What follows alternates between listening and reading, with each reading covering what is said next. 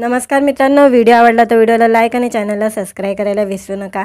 आज या व्हिडिओमध्ये ऐश्वर्या राय नंतर आता अभिषेक बच्चन ही दिल्ली उच्च न्यायालयामध्ये धाव घेतलेली आहे, त्याबद्दल जाणून घेऊया आजच्या व्हिडिओमध्ये। सोशल मीडियासह सर्वत्र सध्या एआयची क्रेज आहे। अनेक जण याचा वापर करताना दिसत आहे।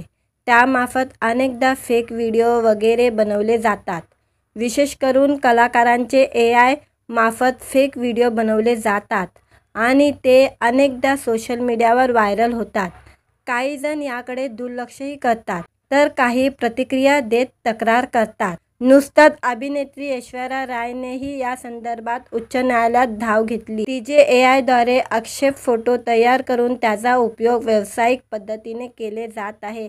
त्यामुळे आपल्या व्यक्तिगत ओळख अधिकाराचा हनन होत आहे, असे तिने उच्च न्यायालयात सांगितले। अभिनेत्रीला न्यायालयाने दिलासा देखील दिलेला आहे। अशाच आता तिच्यानंतर तिचा नवरा व बॉलिवूड अभिनेता अभिषेक बच्चननेही दिल्ली उच्च न्यायालयाचा दरवाजा ठोठावलेला आहे। बॉलिवूड अभिनेता अभिषेक बच्चनने बुधवारी 10 सप्टेंबर रोजी दिल्ली उच्च न्यायालयात धाव घेतली असून आपल्या प्रसिद्धी आणि व्यक्तिगत अधिकाराचे रक्षण मागितलेले आहे।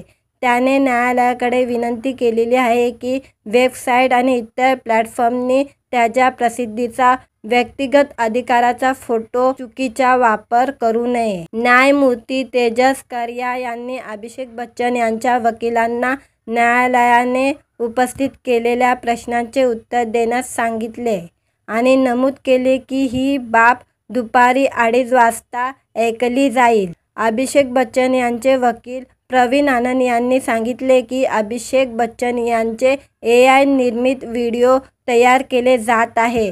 त्यांचे स्वाक्षर केलेल्या बनावट छायाचित्राचे प्रसारण करीत आहे। पीटीआयच्या माहितीनुसार न्यायमूर्ती तेजस कर्या यांच्यासमोर ही बाब दिवसभरात पुढे ऐकवली जाणार होती। अभिषेक बच्चन यांनी वेबसाईट विरुद्ध याचिका दाखल केलेली आहे, जी बॉलिवूड सेलिब्रिटींचे फोटो असलेले टी-शर्ट तयार करते। तर मित्रांनो, व्हिडिओ आवडला तर व्हिडिओला लाईक आणि चॅनलला सबस्क्राईब करायला विसरू नका।